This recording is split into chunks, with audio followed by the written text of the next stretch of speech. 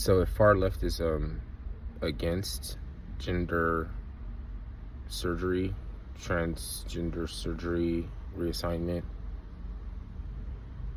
and by definition of far left, meaning you couldn't be in that, you couldn't be a revolutionary socialist if you believe in transgenders as it refers to sex, not as it refers to transcending identity, which gender is an identity, then and we missed that point because progressives are the ones that are advocating for doctors to perform gender treatment of minors and stuff, teenagers, which are minors. Then something terrible that if everybody, like if all that lumped onto the far left, which we're supposed to be against, and we conflate that those two ideologies, they get radicalized. We end up banning gay marriage because we're opposed to it. But they were the far left was always against gay marriage because they were after something different. This is a strange paradox where the answer isn't to go further left but you do have to make that distinction though, because you can't libel somebody just because they have a septum piercing or if they have blue hair and automatically assume that they are for queering the family and transgender surgery on minors. Like this is a it's like you have to figure this out for you first, because you can't help everything you do, everything that you any course of action that you deem necessary is going to be wrong. And until you figure that out, you're bearing false witness, which is not Christian. How do you know that? Because it seems like they can get down with the get down, and if that's what it seems like they're about, then you apply it to that as being, but you don't know about is that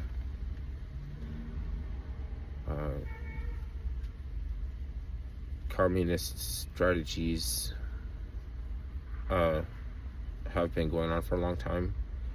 They do know what they're doing, and they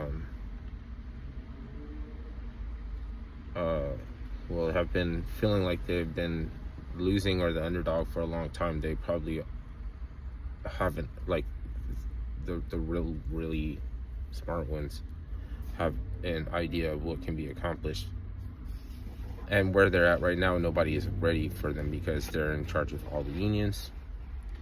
They're practicing for May Day events to stage a mass general strike, and they have a goal, shutting down the economy for a day. Now, after COVID hysteria, I thought that wouldn't have no effect on the government. The government could shut down for a day, but the government won't. How do you know they'll want to start back up? If there's a one day a power outage, they're going to tell everybody the wrong things to prepare, and then don't worry, we're going to get everything started back up and just not turn it back on. Realistically, when have they ever been able to accomplish anything that was set out that they're going to do it could go all the way down to just turning the power back on. You know, they might have. But see, it's like we the people. That's the thing. Is like what they could do could be successful, but doesn't mean that we are the people that the Constitution was written for, or maybe it was written for people that were calling themselves the people, and didn't mean us. Because if even though you could say that there are some black people who didn't come from Africa, that were already, their ancestors were already here, and then they brought some Africans, either way, from Africa, if they become too much of a problem as like an effect of modern invention, learning helplessness, the learned helplessness, and negative reinforcement, and like everything you know is wrong, like they said when they would take over the population, was when everything we know is wrong. The white people that are alive at that time are just distanced from that event or whatever, that so it's like not their fault, and they can deport you to make up a place to deport you. They might have a difficulty doing it, but if they get upset enough, they'll deport black people. They'll deport a Native American. Now, doesn't mean that. See, right now I'm on the side that would do it, but by the time that they are doing that, I might be on a different side. And it's doesn't have to be National Socialist or Revolutionary Communist or far left or whatever. It's like, what if you get a blessing in disguise and you just see your advantage and you take it, you exploit your advantage? Not doing that would be scary. People would think that your cheese slid off the cracker. You know what I mean? Or like there's nothing fortitudinal or redeemable characteristic about not exploiting your advantage.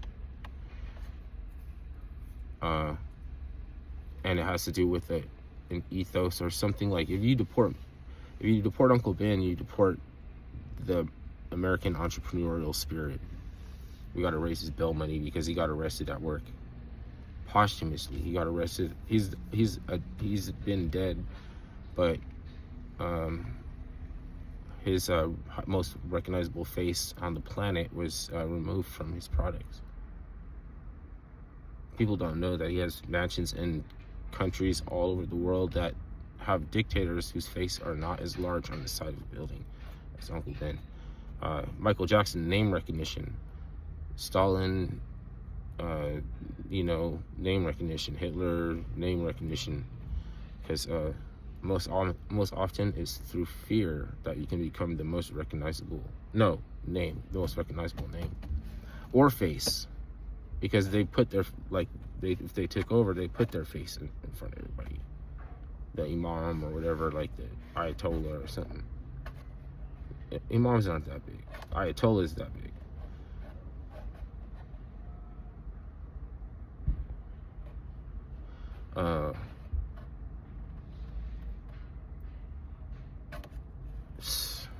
So they had to arrest him because he's the only one that didn't use fear to get where they are.